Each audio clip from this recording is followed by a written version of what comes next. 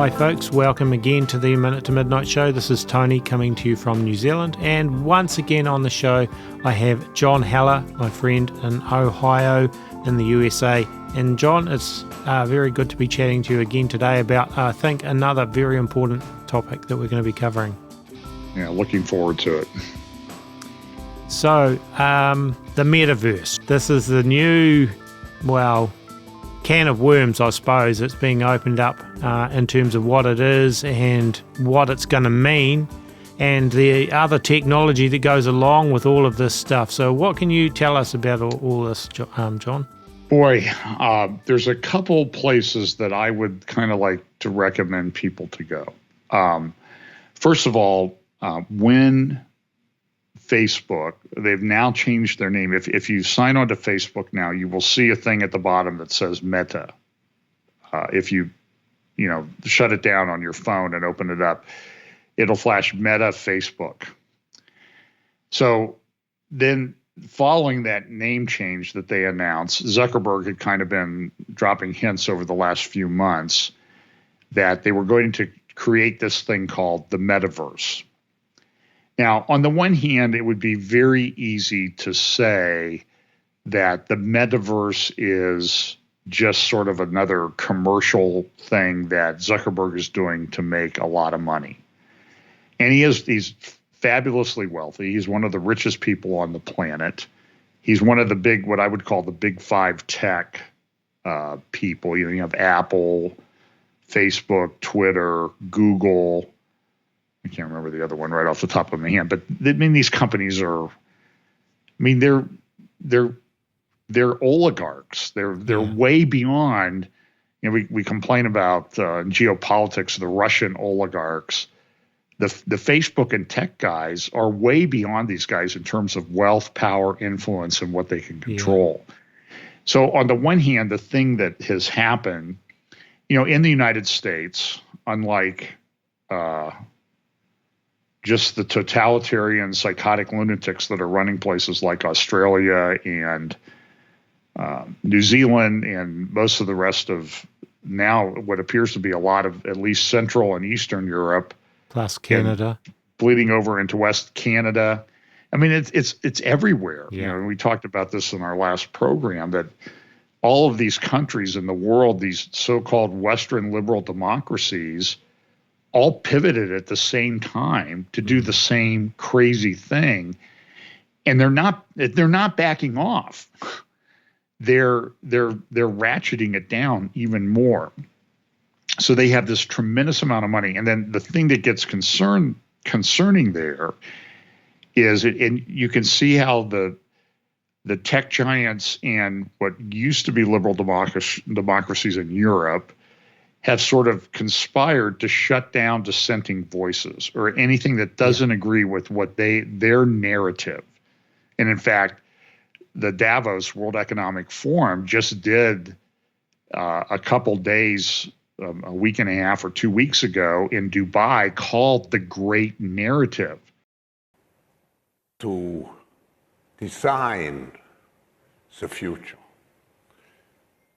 We are here to develop the great narrative, a story for the future. So that in order to shape the future, you have first to imagine the future, you have to design the future, and then you have to execute.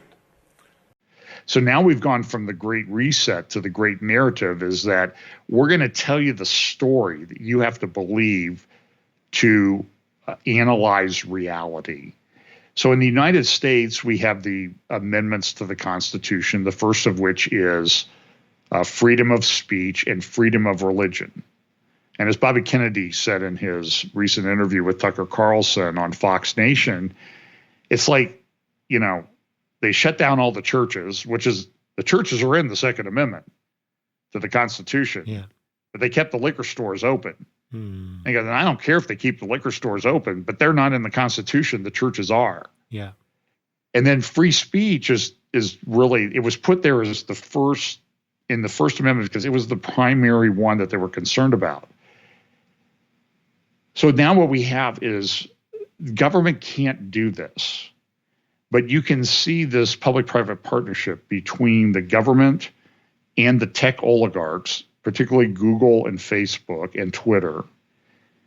Apple kind of is sort of in its own little orbit out there a little bit. But what they do is the government outsources taking down content that they don't like. So they meet with the tech oligarchs and they decide who's going to be able to stay on Facebook. So you see people getting shut out of Facebook. You see them getting shut out of Twitter. And it's probably way over 100,000 people they have prominent voices, prominent channels, and that type of thing. I mean, you've had your own problems. We've had our problems at Fellowship Bible Chapel. So it's this public-private partnership. And clearly, in my view as a lawyer, and I wouldn't consider myself a constitutional law expert, but I've read the Constitution and I've studied it and I know how litigation and that type of thing works. It's clearly unconstitutional. How they really started, though, you have to go back a few years, was what the EU did in its framework, its laws. They put in this hate speech stuff that mainly came out of some of the left-leaning people that were in France. There were some things passed through the French Parliament, and then it was adopted by the EU. And so what the tech companies said, well, the EU says we're not allowed to do this, or if there's a Facebook post that's hateful, or a Twitter post, we have to remove it within 24 hours, or we're going to get fined by the European Union. In the United States, the left people who don't want this diversity of opinion and thought out there, they just said, yeah, well, that'll be great, because the tech companies, they're not going to say, okay, well, we'll do this for our European customers and we'll do this for our U.S. customers. We'll take the most restrictive stuff and apply it. Add into that this huge, it comes in this huge, the huge market in China. You add that in where the restrictions are and where they've sort of developed this social credit system. And now that you see everybody, when you talk about it, they gaslight you. It's like, no. It's John, Tony, it's not really that bad of a social credit system. It's just a few little things they're trying out in China. They're not doing that much. And so you have this constant gaslighting that goes on everything that, in your life. So the tech companies are clearly into this. So now in steps Facebook, who comes in with this metaverse. And I would highly recommend that you watch the intro video of Mark Zuckerberg. Certainly he looks like the twin brother of Jen Psaki. To be honest, if it's the video I'm thinking of, he doesn't even look real in it. It looks like a hologram. It's either a hologram or it's actually a hologram based on him, and he's just really weird guy. Yeah. He's very strange. Yeah. And he's the one who's kind of telling us all this stuff that we're going to do. Yeah.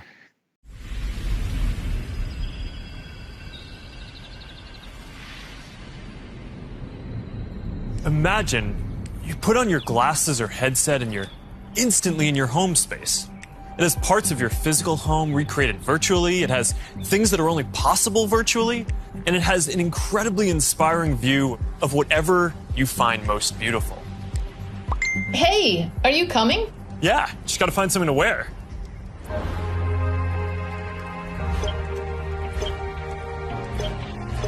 All right, perfect. Boy. Oh, hey, Mark. Hey, what's going on? Hi, Mark. What's up, Mark? Whoa, we're floating in space? Uh-huh. Who made this place? It's awesome. Right? It's from a crater I met in L.A. This place is amazing. Boz, is that you? Of course it's me. You know I had to be the robot, man. I thought I was supposed to be the robot. Whoa.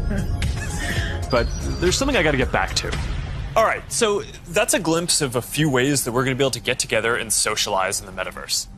It's a ways off, but you can start to see some of the fundamental building blocks take shape. First, the feeling of presence. This is the defining quality of the metaverse. you're going to really feel like you're there with other people. You'll see their facial expressions, you'll see their body language, maybe figure out if they're actually holding a winning hand. All the subtle ways that we communicate that today's technology can't quite deliver. Next, there are avatars, and that's how we're going to represent ourselves in the metaverse.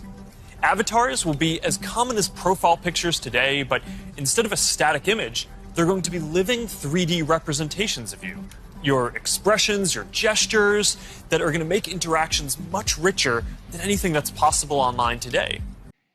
So he comes out with this video, and it's in sort of this virtual reality, and people make up their avatars, and this is where the problem is. So there's a guy I would highly recommend. He writes over at Substack, which seems to be one of the things. It's called Singularity Weekly. It's Joe Allen. You can get him on Bannon's Pandemic War Room. He's on there regular. I think he's full-time with War Room right now. And he writes about this. So he has a recent article called The Transhuman Roots of the Metaverse. And he's tracking this. So like there was a transhumanist conference that took place in Madrid, Spain recently, and Nell Watson, I think is her name, who works with Singularity University, which was started by Ray Kurzweil, who is, as Joe Allen, he's the Google-sanctioned prophet of the techno cult that's coming. And you call it a techno cult, of course, and then they start gaslighting you. It's not that bad. It's a commercial thing. We're not going to do that much with it. But I think Joe is right. And Bannon's War Room, I think, is covering it. I cover it. Some other prophecy update people are covering it. To me, Tony, this is the spiritual religion underpinnings of the final beast system that we're seeing. So, and some people, and even some people in the transhumanist movement, the World Economic Forum, Davos, Great Reset people, express at times some concerns about it. Like this Yuval Harari, this professor from Tel Aviv. I don't know if he's still at Tel Aviv University. He's a gay guy, lives in Tel Aviv with his partner. They've got a couple kids. He's clearly an atheist. And he's been writing about these issues about hacking humanity and transhumanism for a while. And even he comes on, like he did an interview recently with, he was on 60 Minutes a few weeks ago. You should go look that up, CBS News 60 Minutes in the U.S. And he's being interviewed, and he's talking about hacking humanity. And he goes, now we have these things, this massive intelligence.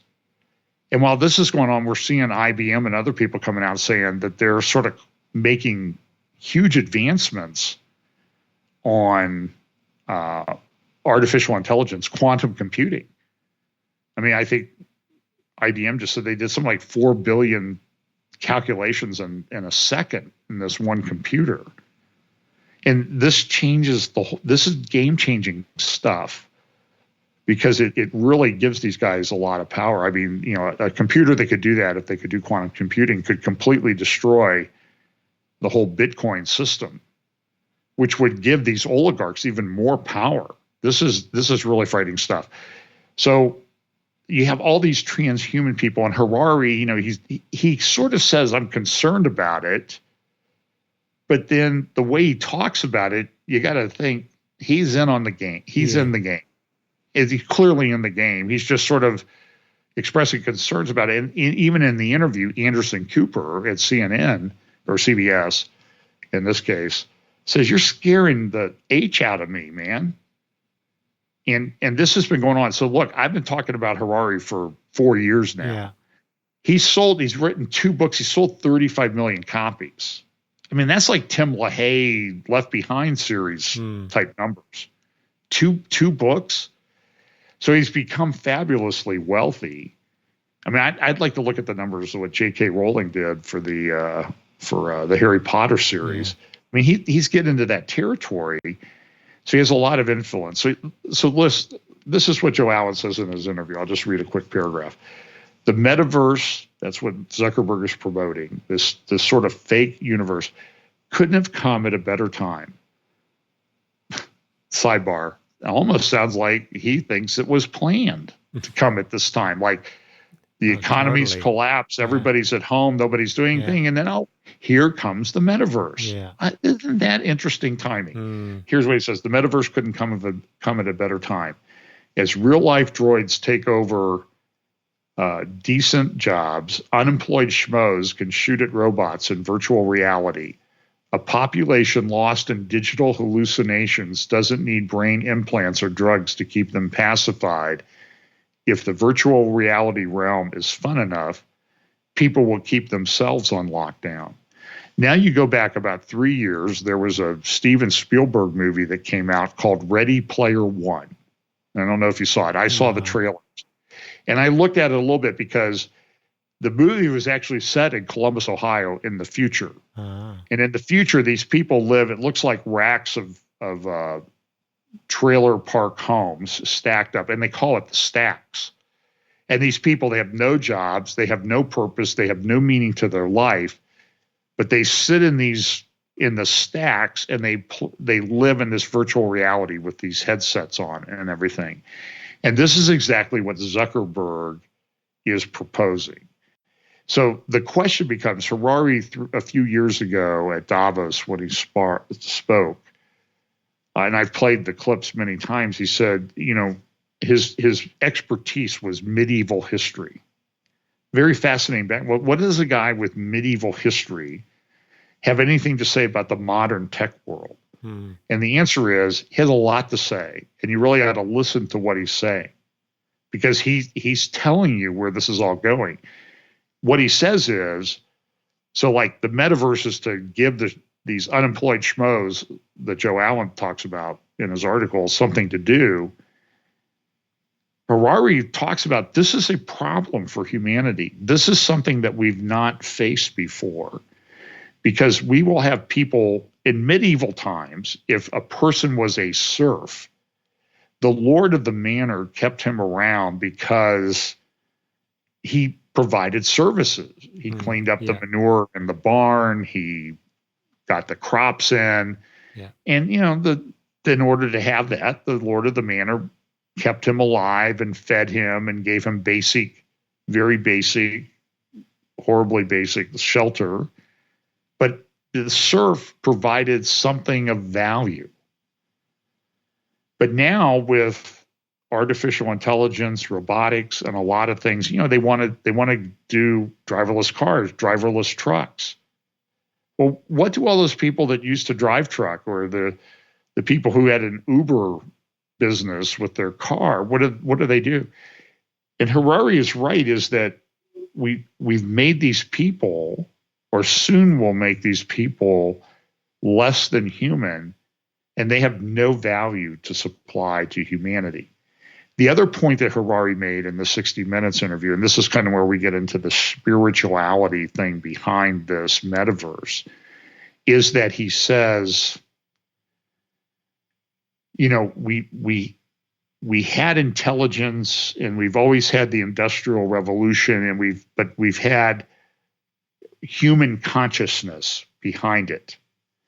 Now, this artificial intelligence may get to the point where it will merge with its consciousness. And he goes, it upsets the whole evolutionary apple cart. The global health crises are being used as an excuse for greater authoritarianism. And some of the new assumptions about how the world works, which have been made, could end up as a Trojan horse for some kind of social credit style monitoring systems. Because today it's immunity therapies, but in 10 or 15 years, it might be people who reject some kind of brain-computer interface. Now, listen, I think this whole thing is doomed to failure. I agree with people like Michael Rectenwald, who has written extensively on this tech merger and that type of thing. The book I mentioned, I think in our last program, Google Archipelago, came out a couple years ago, and then his 6-part series, at least 6 parts that I know of, on the Great Reset. The last part was Plans of a Technocratic Elite. And there are some people, Tony, that are getting this, and look at the dystopian world that we live in. Well, what about the World Economics Forum? You will own nothing and be perfectly happy. That's kind of what Klaus Schwab's mob had said, and that fits in perfectly with this, really. Yeah, Joe Allen tweeted something this morning, and he said something about being happy. And I'm like, yeah, you will be happy. You'll own nothing. You'll have nothing. You'll have no life, but you'll be placated. We don't need fentanyl anymore. We don't need opioids. We can just keep people occupied with this virtual reality. Well, stuff. How many people are they going to want to keep occupied with this virtual reality, or are they going to cull it, or are they already culling a big percentage of the population through mandating something that you have to stick into your body that you have no control over anymore? So maybe they're going to cull a bunch of the people out first anyway. But that aside, it's no, Tony, that's a superb point. I mean, look at what's happened in a week. This week, with all the lockdowns, you can't do anything if you're unvaccinated and that type of thing. And so, so we're going to shove all these people. If you're strong enough to survive what we're going to do to you, then we're going to shove you into this virtual reality. It seems like it's all pieced together. Yeah, it does. And then you put another piece of that puzzle is I think is Elon Musk's Neuralink, and eventually they won't need the virtual headsets. You can plug people directly into the whole thing. Well, if you look at the graphics that come along with these things about with Neuralink and everything, it's pretty frightening stuff. They'll just give you something they'll be where you hook up to the computer, to the hive, I guess, to the big brain. Yeah. And it's crazy. So before you move on, Revelation 17:13, where it says, "These have one mind and shall give their power and strength unto the beast." It starts to look really like seriously possible.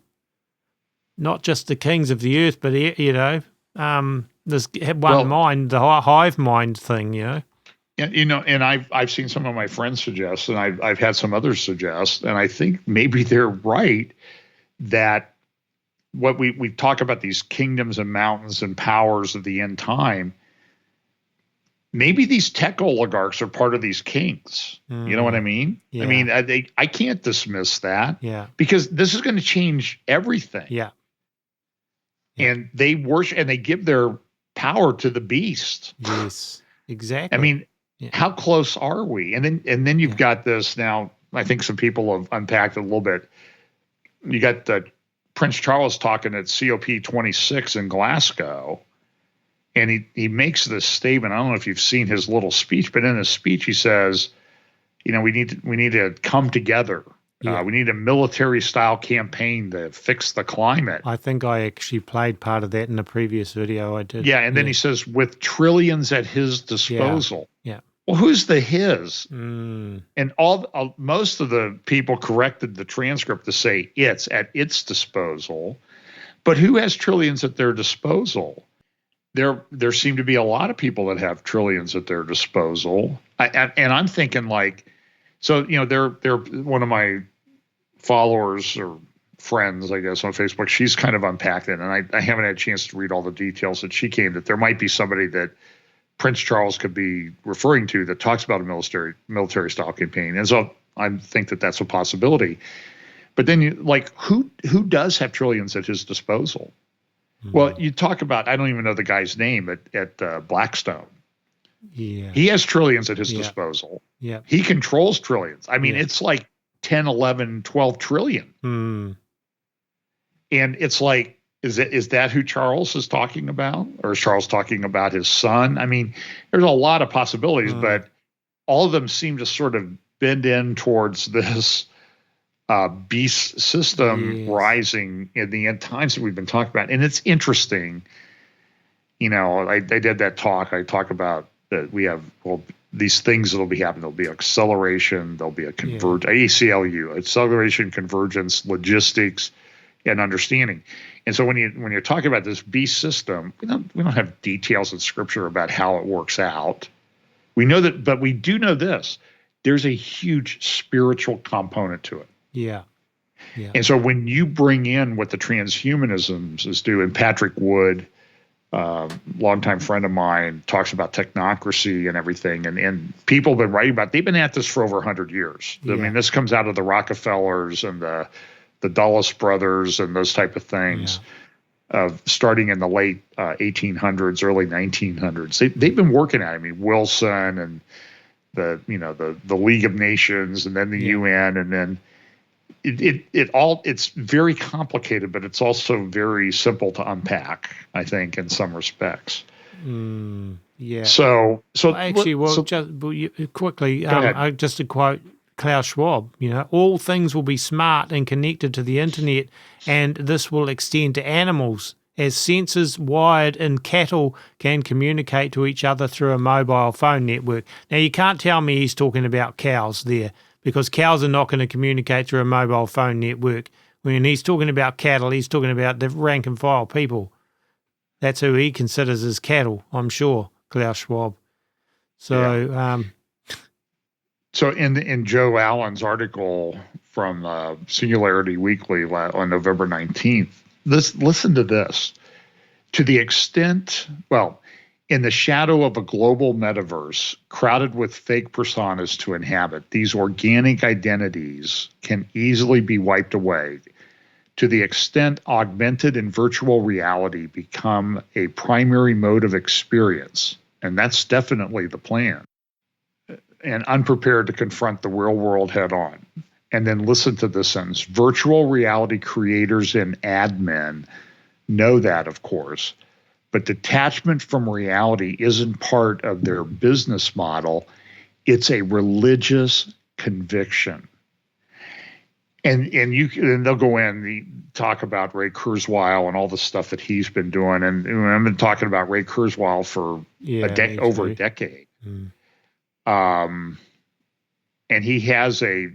Kurzweil has a female alter ego called Ramona. I mean, this is all very thing. And the techno cult, in an essay William Sens Bainbridge wrote in 2013, an essay titled "Trans Avatars." I mean, this. So now do you understand the interplay of the trans movement, the LGBTQI plus minus XYZ thing, or whatever they're up to now? This is all part of a piece. So now we go back to like Daniel chapter 12, where it says, Daniel, seal up the book till the time of the end, and people will run to and fro. And I think that there's an illusion there that they will go back and forth through the book. As we get closer to the end, there will be and it says the wise will understand and instruct the many, but the wicked will never understand. And so this is, I personally think, Tony, I think this is one of the most important conversations we've ever had, because this stuff is operating on a spiritual level. So I know we wanted to keep it short because we'll have time to talk about this. As long as we have good Wi-Fi speeds in the concentration camps, we'll be able to continue the conversation. But so in the introductory, and I said yesterday, I think we would end with this. In the introductory video with Zuckerberg in the Metaverse, it's kind of going down a hallway in this virtual reality house that he has. Very beautiful. Well, along the wall, that you'll see like a couple like astronaut spacesuits, but right next to it is a Roman suit of armor. Now, I told you I was at Liberty. I was with Randall Price, and he took us through their museum there, and there was a Roman suit of armor, like you would use in a good PowerPoint presentation on Ephesians chapter 6. And I said, where'd you get that? He goes, well, that was used in the movie Ben-Hur. I was able to come into possession of that. Interesting. Yeah. Actually, I have a friend who did the upholstery for the chariots in the movie. I didn't know that. He passed away a year ago. But there's this Roman suit of armor.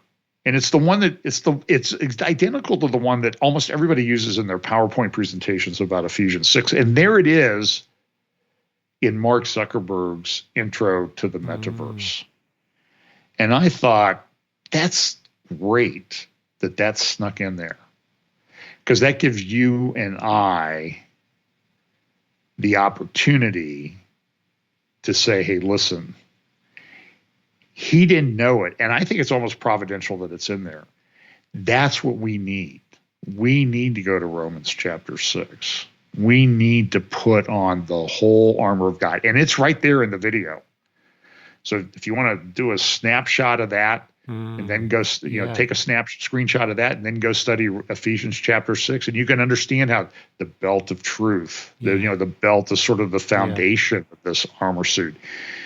And it's a great moment for instruction that we can say, in this religious thing that they're trying to get to us, there's an opportunity for us to understand some good biblical teaching. And I think that's where we need to go. Because listen, and it says this in Ephesians chapter 6, we are in a spiritual battle. Yeah.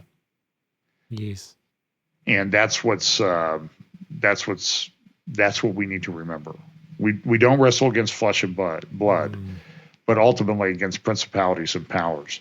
So, you can go to Daniel chapter 10 and you can get a good picture of some of the Prince of Persia that's behind a lot of, I think, active and behind a lot of the geopolitical problems that we have today.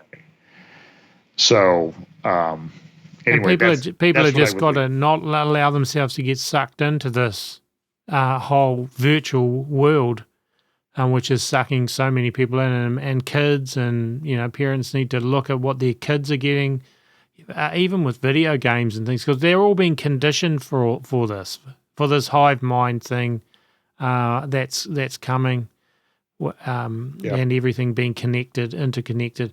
So people need to really be wise now, I think, and put on that armor of God and stay out of this.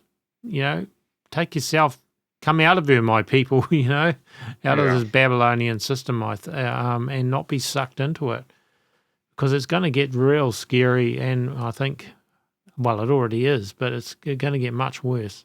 So I think that's what we can leave people with on this. And this is something we need to talk about. People need to talk about a lot, whether it's you and I or elsewhere, because I think this is one of the big deal issues that we're going to be dealing with. Totally agree. Yes. Yeah. Yeah. But yes. Look, thanks, John. God's in control. Yeah. And we know that at the end he's going to kind of strip this back, and he's going to give Satan the chance for one last big push. Now, how quickly this all comes together, I don't know. But listen, it's coming much quicker. It's coming more quickly than I thought. Yeah. I mean, because I've been talking about some of these transhuman things for a decade, and then more when I saw Harari 4 years ago at Davos at the World Economic Forum. But now, it's like the leaders of the world are pivoting towards this as well. Yeah. At the same time, and in really, really strongly. I mean, Australia was kind of marching this way, and New Zealand a little bit, and then all of a sudden, here's all of Europe is doing this, or pretty much all of Europe. It's like, wait a minute, how did this happen? Yeah. And the answer is, there's acceleration, convergence, logistics, understanding stuff that's going to happen in the end times, and I think we're in the middle of it. That's what I think. Yeah, and people are already giving their the kings of the earth, I guess, are already giving their allegiance to the beast, and as such, because they're all as one doing the same thing in a sense. So certainly the infrastructure that needed to be put in place is certainly well down the road. Yeah. Towards totally is. finished. Yes. Yeah. So anyway, Yeah, well, God's in control. yes, totally. Yeah, well, thanks for that, John. That was really interesting, really good. Thank you. Folks, remember to visit aminutemidnight.com and make sure that you are subscribed to us if you haven't already done so by going down the right-hand side of the website and entering your email address so you get notified of all of our shows. Minute to Midnight's run 100% by donations. A huge thank you to the people that do donate. And if you want to help us, you can donate at aminutemidnight.com as well. So that's it for this episode. Hopefully we'll be back in a few days' time with another show. God bless. Stay safe and keep your eyes on the Lord.